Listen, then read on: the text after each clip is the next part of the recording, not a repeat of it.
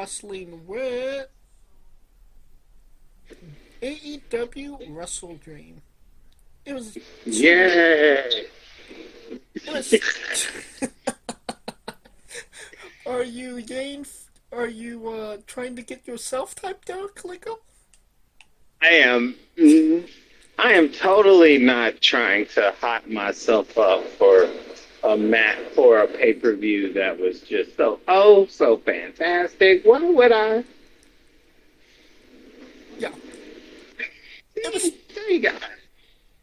Good, good. See, so good, so so great, so unpredictable. Just couldn't tell who was gonna win. It was 50-50 toss-ups at every match.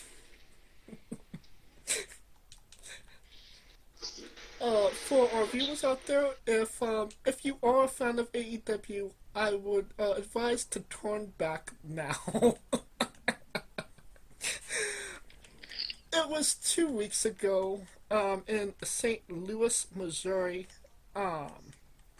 Took place at Cali Fiesta Arena. That's totally wrong. I don't fucking care. It was 2 weeks ago. I don't fucking care. It was Gives two a weeks shit. ago, and the only reason we're Gives. reviewing this is because I did not watch four and a half fucking hours of this not to talk about it on the show. So Like, who gives a fuck? Like, nobody cares. Well, I didn't waste my time watching this shit not to talk about it. this you are correct, sure. And let's get into it. The first match out was a match that started on the pre-show.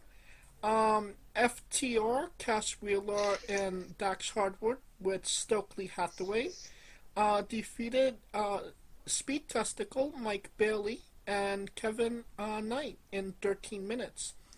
It literally, while the pyros was going off, they were wrestling. And it went 13 minutes. I don't necessarily know how much of the match was actually on the pre-show, but what I saw of, the actual match that was on the actual pay-per-view, because I'm not watching 2 hours of fucking pre-show, it wasn't bad. I mean, it's FTR knows how to work a good tag team match. They always have. Like, just give them up the opportunity to do so. And I felt like they delivered a solid opener, even though the match already started. It was a weird way to start the paid preview. But what say you, Kaliko? I mean, yeah. What am I gonna do with it? I mean, it's the AEW way, right? So I mean, yay! It was so awesome. Great match. 5 stars. I'm lying my ass off. I don't know why. I'm lying my ass off. Honestly, it was just something to get the crowd happy and into it, and I'm just trying to figure out, like, okay, cool. They like it. I love it. Right? I mean, Right. I mean, usually you're a lot more optimistic about AEW paid previews. This one really hit a nerve for some reason, no? Well, the thing is that, like, a lot of the matches were rematches that we just saw. They just changed it. The only one that it made total sense, I mean, other than Joe. So Joe and Hangman was fresh. Got it. Tony Storm getting the one-on-one rematch made sense. Everything else, okay. What for? Well, how many stars do you give FTR Mike Bailey? I mean, Jet Speed, I should say. it's FTR, so they're always gonna give you a good 3. So we'll just stick with a good 3. How about that? I couldn't agree more. 3 stars. Alright, I'm assuming that Meltzer obviously reviewed this, no? Of course, and that's why I was sitting up here trying to do some goddamn research. Getting the getting those good 5-star reviews ready. There we go. We got it, and it's time for guess that rating. Okay, so he does kind of like FTR. I will say that he likes FTR. Yes. So FTR the Bucks, he gets a heart. You know this. I will say he gave this 4.25. Higher. 4.5. 4.5. Okay, I'm dialed in. We're having a good time. Alright, I think that this was supposed to be the proper opener. Jamie Hayter versus the Kalakala. Jamie defeated her in 15 minutes, 35 seconds. Everybody was banned from ringside. This just kind of seemed like a random match you'd see on Dynamite. So, and again, this was a 4.5-hour paid preview. I needed something to see. Yeah, bringing that, I told you, man, bringing that, work pail. Time and a half, overtime. Yep, so I did that good skippity skip of this match. What say you, Kaliko? Did you actually watch the match? I mean, the match was okay. You would have thought Thekla got the win, but Hayter getting the win was kind of a shocker to me. It seems like Thekla supposed to be this big signee, but yet she's like catching some of these L's. So yeah, it's kind of. I guess they're giving her that welcome to the big show, pal. I mean, she's in a major storyline at least, and she's featured in she's being featured on a paid preview when there's nothing, attached to it. So they clearly see something there. What it is, I don't necessarily see yet, but I guess we will. How many stars you give this one? It was a good 3. Give it 2 fast forward bars. Oh Lord. Now we have Jurassic Express, Jack Perry the Platypus, and Lancesaurus defeating the Young Fucks, Matt and Nicholas Jackoff in 21 minutes, 35 seconds. The crowd seemed into it at first. The music is over as hell. And it was very, it's what you would necessarily expect from the Young Bucks and, even Jack Perry at this point. It started out okay, it went, but this could have been like 10 minutes less and could have had the same impact. It just kind of kept going and going and going. And I mean, again, you could have done the exact same thing, and even 6 minutes less, you could have, done the exact same thing, and it wouldn't have made any difference. It's just, they wanted to have a long match, so they had a long match. And that pretty much.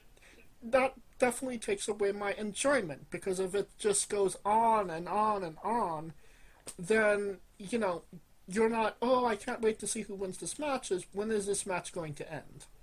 And I did get to that point. But what say you, Kaliko?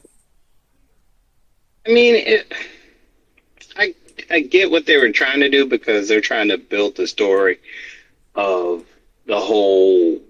It was trying to tell the story of Jack Perry now no longer dealing with the Bucks and, so on and so forth. So I get what they were going for in it, right? So that part I'll give them. It it was them trying to tell somewhat of a story, As much but of a it's hard. story as the Young Bucks could get over. Right, because it's like, they're they do tell some, so they can tell a story, but sometimes that flippy shit get in the way, and that's, they so they can get in their own ways with right. their mentality. Well, I wouldn't say their mentality. It's just that's the style. Yes, but I mean, you know that you can tell a story, but you kind of go default to what you know, and it's the flippy stuff. You know what I mean? When have you ever said, "I can't wait to watch the Bucks for them to tell a story"? Um. Well, I mean, if you're gonna be on national TV, you have to tell a story. You know, what they were doing in New Japan and Ring of Honor, it's more forgivable because it is internet wrestling. And they did actually have storylines when it came to being the elite, which were all completely blown off at the original All In. So I mean, they do know how to tell stories. They just don't know kind of how to pay those stories off. Does that kind of make sense? I mean, the only story I remember paying off was the one they just went through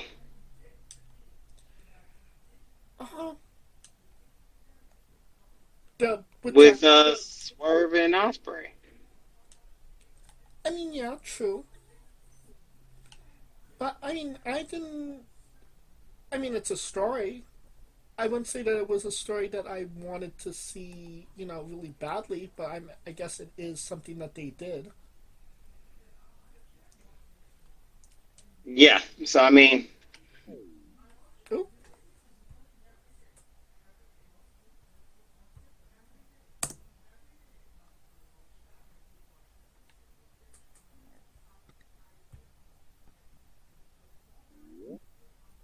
hello. yeah. Yeah. I think I was the one that actually responded this time. um. Where? How many stars you give this one? A good 3.5. I mean, I'm not gonna knock them. 2.5. I'll knock them. Jesus, Jesus Christ. Ah, the Ouchie Business, Robert Lashley, Benjamin Shelton, and VIP defeated The Demand, Rick Lachey, Bishop Khan, and Tia Leone. It determined the number one contenders for the AEW Trios Championship. The match lasted 13 minutes and 30 seconds. Um, I needed something to speed up, and this was it. So, yeah, did God not damn, watch. you just did a lot of speeding up, didn't you? I mean, again, it's a 4 hour show. But what say you? How? What did you think of this match? I guess that's kind of revenge for the Hurt Business, right? I mean, just hey, we're the number one contenders, and we finally beat the team that's been a thorn in our ass for like ever. Yeah. How many stars do you give this one? Um,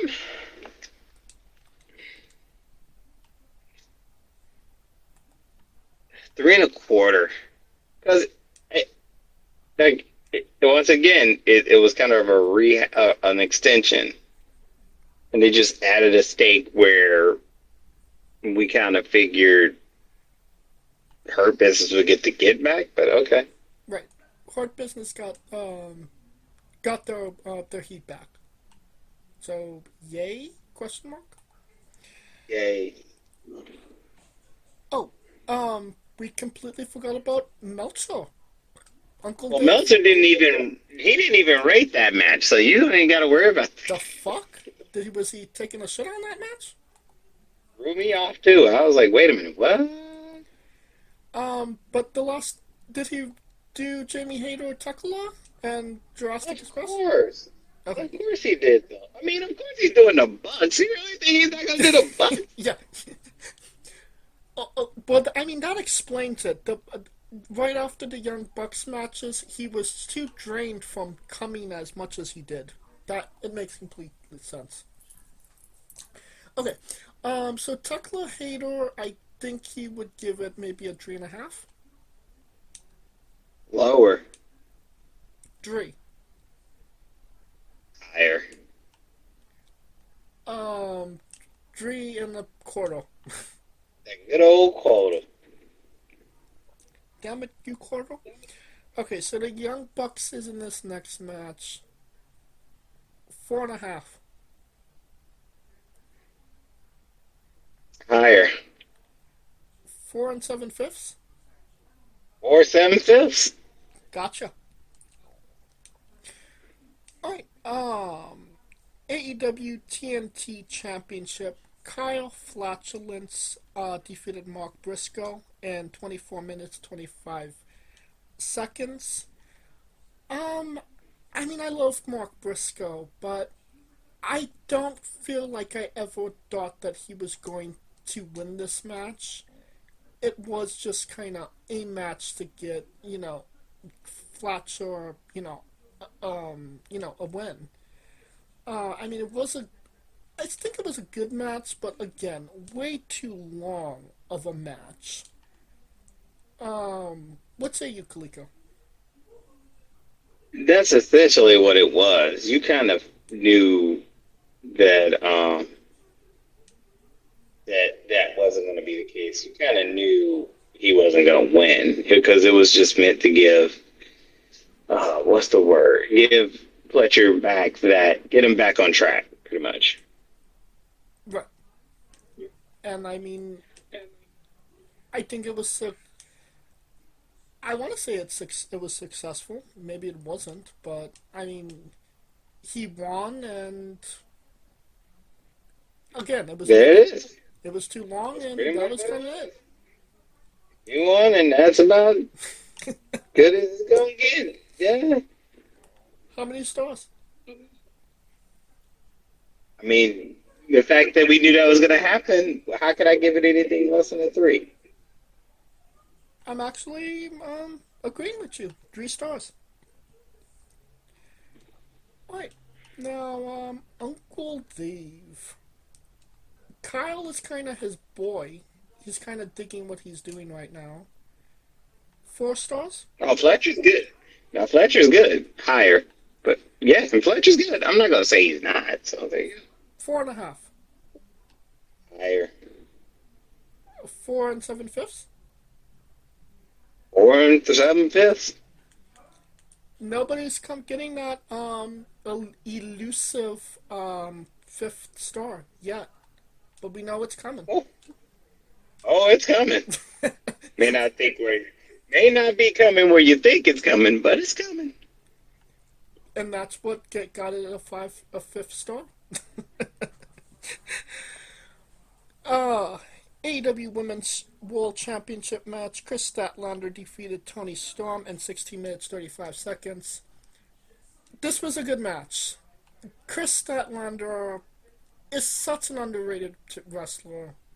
She had a really good match with Tony Storm, and it was the perfect length that both girls did what they needed to do and the way that they needed to do it, and it didn't seem like it was overdoing it.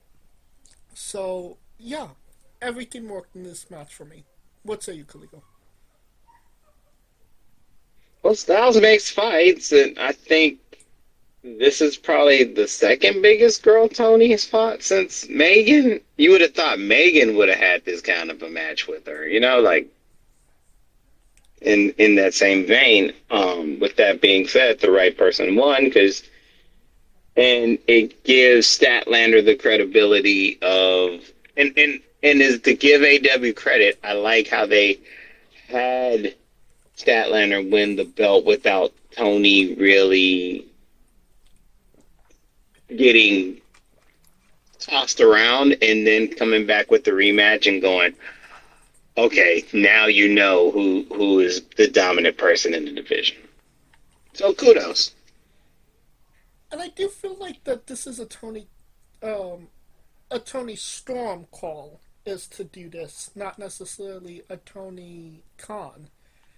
Um, I will say when it I comes, mean, you kind of you're right in a sense because remember when Tony cut that promo and shitted on everybody? She shitted on everybody except Chris Statlander. All she said with Chris Statlander was one woman. So you know, that's about it.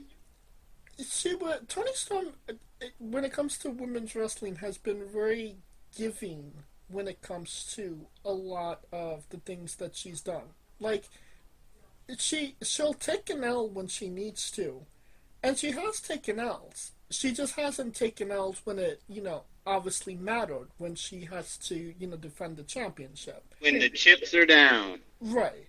So, kudos for her to be that beatable champion that you don't think is actually going to get beat. That actually got beat by Chris Statlander. So, I mean, good on her for that. I like this match, and I think it makes Chris look like a big, a bigger star, and nothing. Tony doesn't lose anything. She's still Tony Storm. Oh yeah, she don't. But the best part of it was when Tony was yelling, "Just kill me," because honestly, that probably did more for Chris than anything. Because it just showed that Tony was kind of at the wit's end, right? Right. Like, I just can't figure this motherfucker out. Which, in essence, made her feel more dominant. That's why I say, you gotta give him some props. I gotta give him some golf claps, right? How many stars do you give this one? I'd say a 4. I'm not ashamed to give this a 4.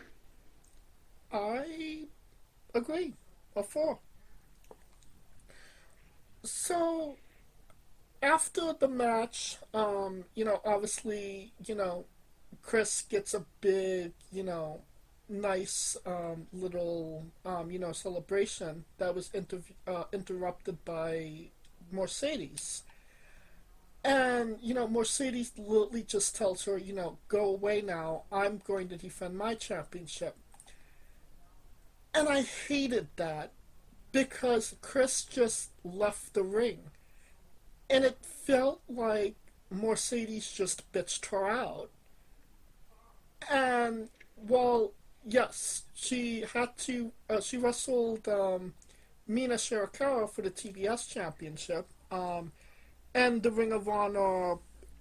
interim Ring of Honor Women's World Television Championship.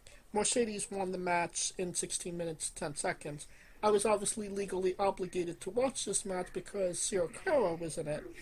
But I couldn't... Oh, God, which means it's a 5-star for you. No, it's not a 5-star.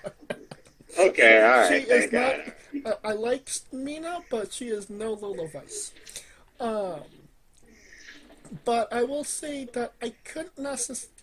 I mean, it was just there was nothing really to grab onto. I mean, you kind of knew that Mercedes was going to win.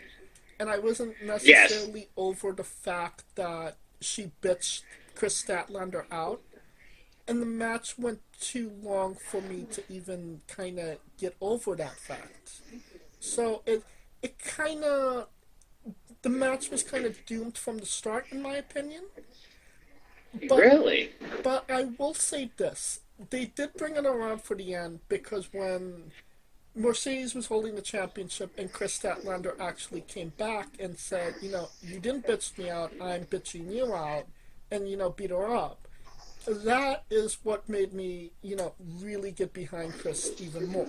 So, I mean, they did do the right thing in the end, in my opinion. So, I said a lot of things. What say you? But I mean,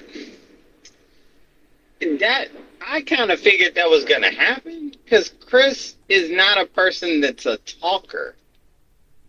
She about that action. Right. So that's why okay. Even if Chris didn't do that stuff at the end, to me it made sense because Chris is not about the yappity yap. Even every person she's been with, she doesn't really do the yappity yap.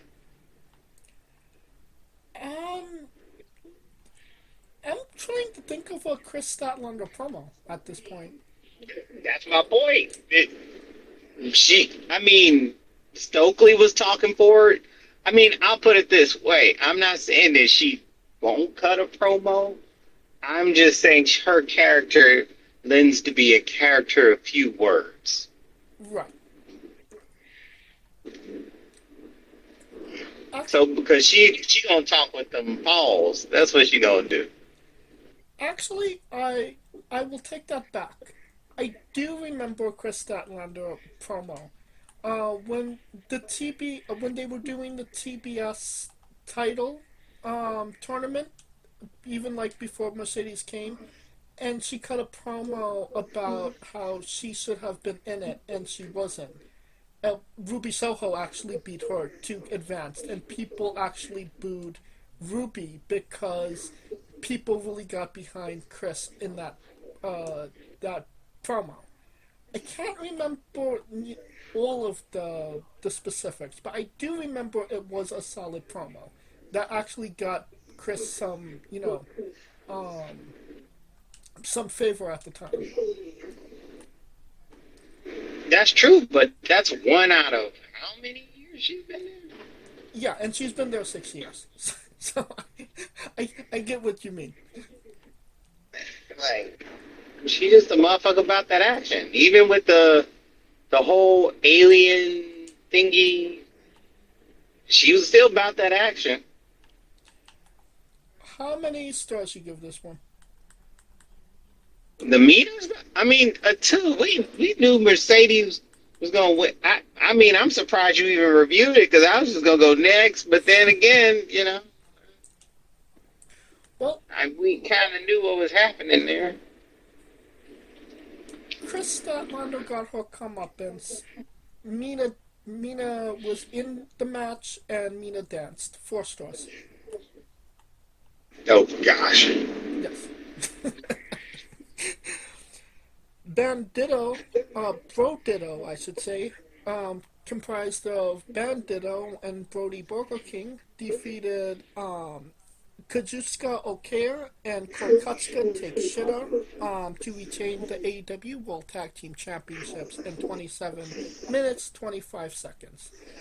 And this match was essentially waiting for the bomb to go off, I would say. Yes. Uh-huh. It was basically a 27-minute match where you were saying, okay, so when is Okada going to attack Konosuke? When is Konosuke going to attack Okada?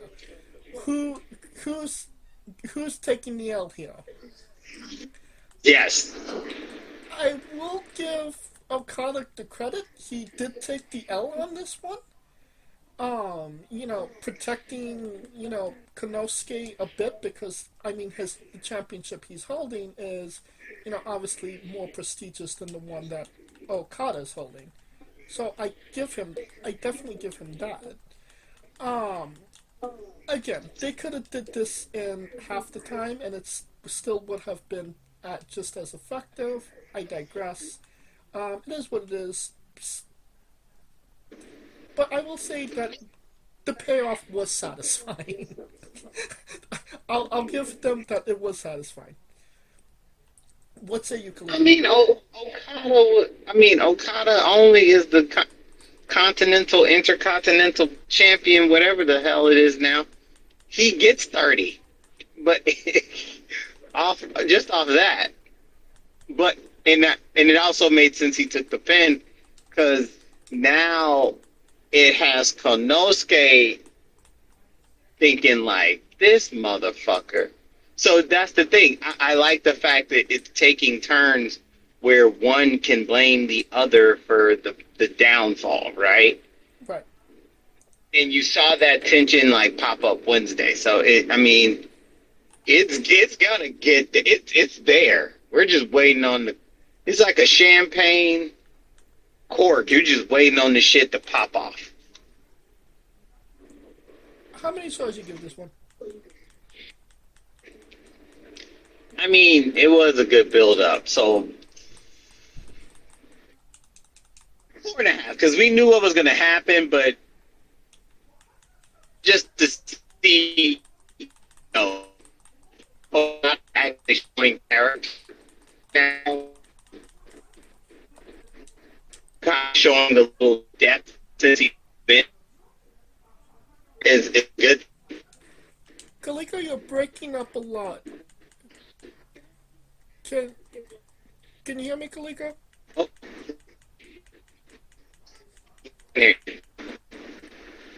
Kaliko, you're Oh. like you're really. Oh. Can you hear me, Kaliko? Hello? Yeah, you sound better. Yes, I can hear you. There it is. Could you Probably repeat, going through some stupid dead spot. could you repeat what you I said? said 4.5. 4.5 because Okada showed some depth and character. I think this is like their best. It's their best character work because it's like neither is the face and neither is the heel. It's just two people hating each other right now. They can't stand each other, and that always works. I give it a 4. Just because I would have gave it 4.5 if it was maybe a little less long. But you knew that something was going to happen, and it did actually happen. So that was, kudos to AEW for actually, committing to it. Alright, Yeah, it could have went left. Shit. yeah. But again, just a little too long for my taste. Alright, got so into Chris Statlander, we forgot to do, Meltzer reviews. So, Chris Statlander, Timeless Tony Strong. 3.25. Higher. 3.5. Higher. 4.25. 4. 4. Okay. See, we all agree. We all agree. Mercedes and Mina. 4.25. Lower. Ooh. Okay. 3 7/5. Lower. 3.25. 3.25. Okay. And this Bandito versus Okada and Konosuke. 5. 5. You cheat, man. You said it was gonna come where it didn't, where I wouldn't maybe expect it, so I went for it. Hell, we got 2 more matches. It could have came in. Shit. Yeah, there was no way Page and Joe got 5. Darby and Moxley, that's probably going to be like 6.5 or something.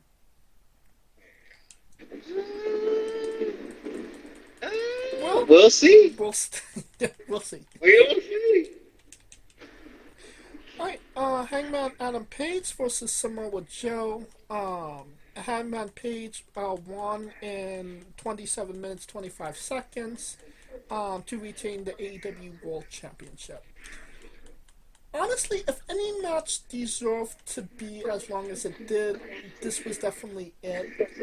Um, it did seem like a proper World Championship match. Obviously, Joe is Joe.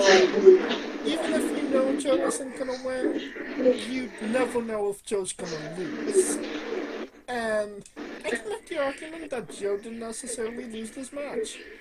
Um, so I actually thought that it was a good match that showed Joe off very well, showed Paige very well as a babyface champion. So honestly, more excited, more than usual. So what say you, Jojo? Uh, yeah, I mean, it was the right opponent, and Styles makes fights, and it showed them both in a great light. Joe came up short, but Joe, being Joe, he may win, he may lose the match, but he's walking out. Right. Bitch ain't walking out. He's like, I may lose, but bitch, I'm walking out. And that's exactly what happened. And I must admit, that was a good swerve. That was a really good swerve. Because you didn't see it coming. Right. It kind of seemed like they were doing the, give Joe his flowers moment, and then it just turned so ugly so fast. And you kind of love it because you love Samoa Joe. Yeah, but only Joe could pull that off to make it ugly and make you want to boo him. Right. Because and especially when he's like talking, he's gonna make that promo personal. He's gonna make the reason he did it hella personal. Oh, yeah. Do you not So, remember when he cut Wardlow's man bun off? Like, that was such a personal attack. And honestly, it didn't go anywhere because, injuries and whatnot. But, I mean, yeah, it was definitely, Joe knows how to get under people's skin. oh yeah, I love it. I love it. So, good on Joe. How many stars you give it? Decent championship match, great turn. 4.5. I'll give it a 4.5. I will give it. With the heel turn, I'll give it 4.5. I don't think I ever gave Hangman Page a 4.5 star match, but obviously Samoa Joe is just too good not to acknowledge him. So Yeah, acknowledge him. yeah, The only Samoan that's not in the bloodline. exactly. Okay, so Uncle Dave, 4.5. Lower. 4. Higher. 4.25. Oh, and a quarter, boy. Uncle Dave. And that brings us to the last match, the main event. I guess it was the thing that everybody wanted to see. The I Quit match between Debbie Allen and neo-Nazi Moxicillin. It was 25 minutes, 25 seconds. Um, like I said, it was maybe more changed for them than it could have been. And that's saying something because they tried to drown Darby Allin. We got an appearance by the Ghost of Sting, which was kind of cool. Definitely got a pop. I hated the fact that there was no microphone, that you couldn't hear the person say "I quit." It was just, when the referee calls for the bell, you know that he said "I quit." When you're supposed to hear the person say "I quit." That's why there's a fucking microphone. So I didn't necessarily like that. But considering that Missouri saved both these guys' lives, it wasn't as bad as it could have been. So I'll give them that. What say you, Khalifa? You mean the collateral damage wouldn't have been as bad as it could? Right. You know, I thought that if this match ended, you know, with no constraints, Darby puts Moxley's head into the fish tank, and then he uses the taser to shock the water with Moxley's head in it. Yes. Which you would think that would be something to keep a motherfucker out for like a week. I mean, at least a week. Well, what does Moxley do? Good old reliability. Reliable Mox.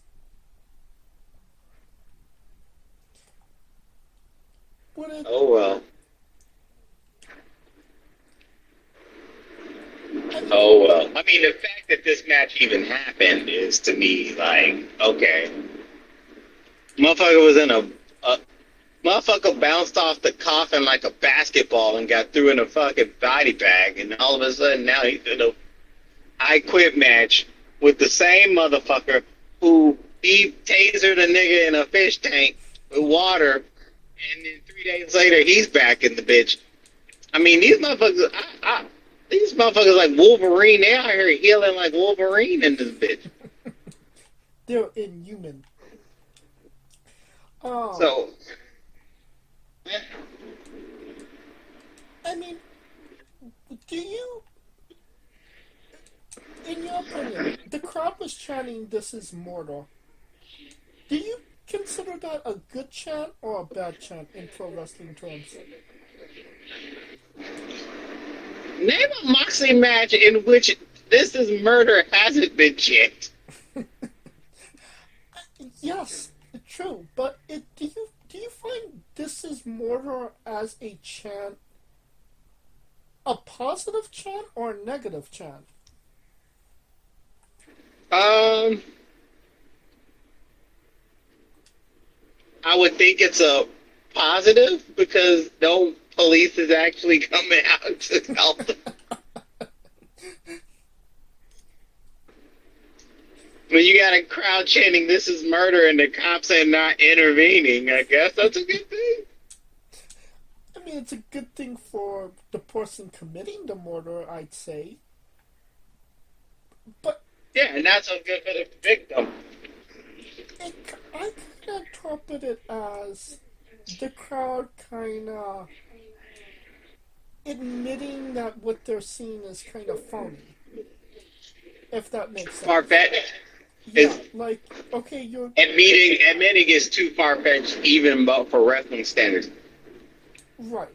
So, the crowd is chanting, "This is Mordor," because this is way too far-fetched to actually believe could actually be something.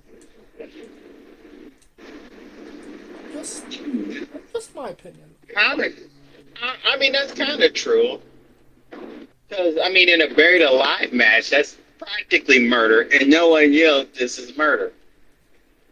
But also the person in the match is dead, technically dead to begin with, so... But at least Taker went away for like 3 months. Right. It took him a while to dig himself out. No shit.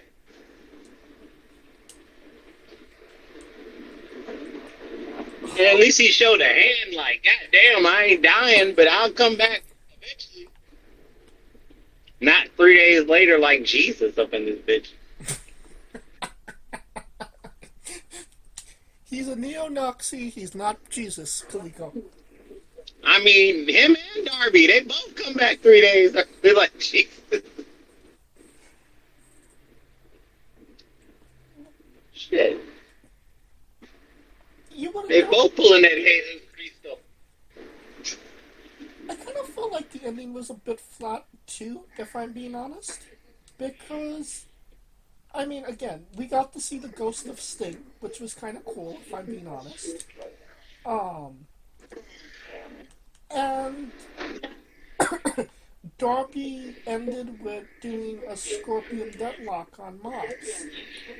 Um, it kind of seemed like after all the dumb shit that they went through, that him saying I quit to, a simple, you know, submission lock kind of seemed a bit out of character.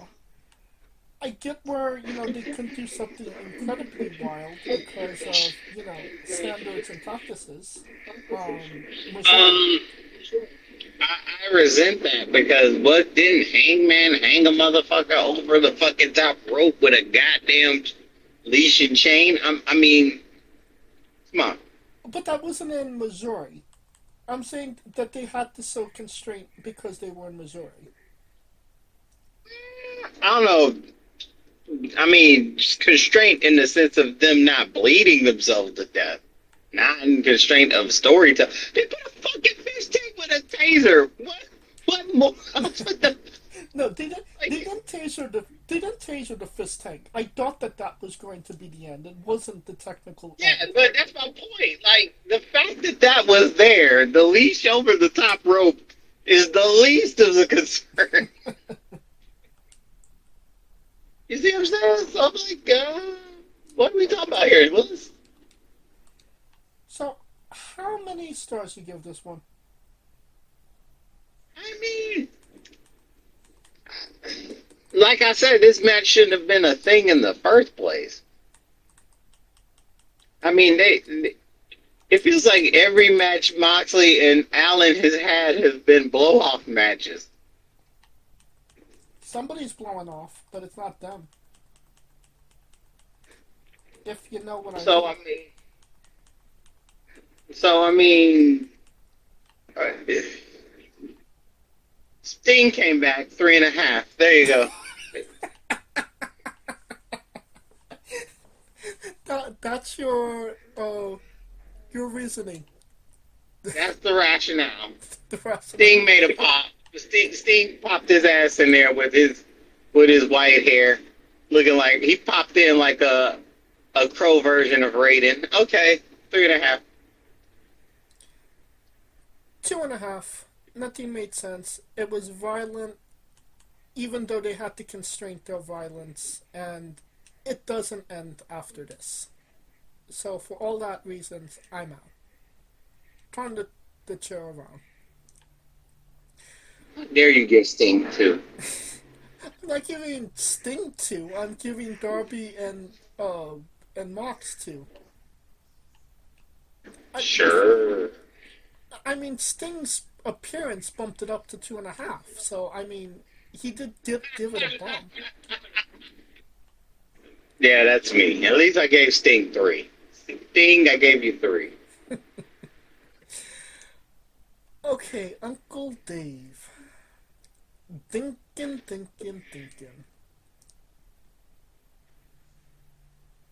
4.5. Lower. 4. Higher. 4.25. That good old quarter, yep. Fuck me with these quarters.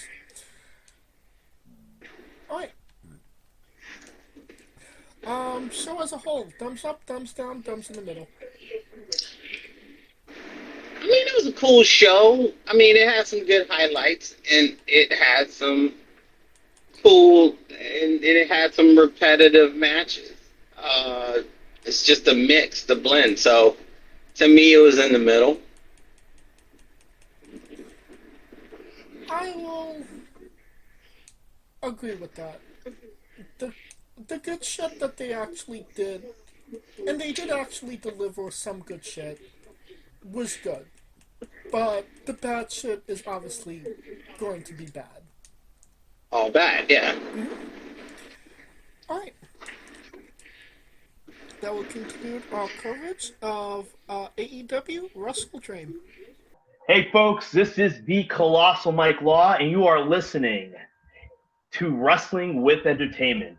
Enjoy the show, support these guys. We appreciate it very much. We'll see you at ringside.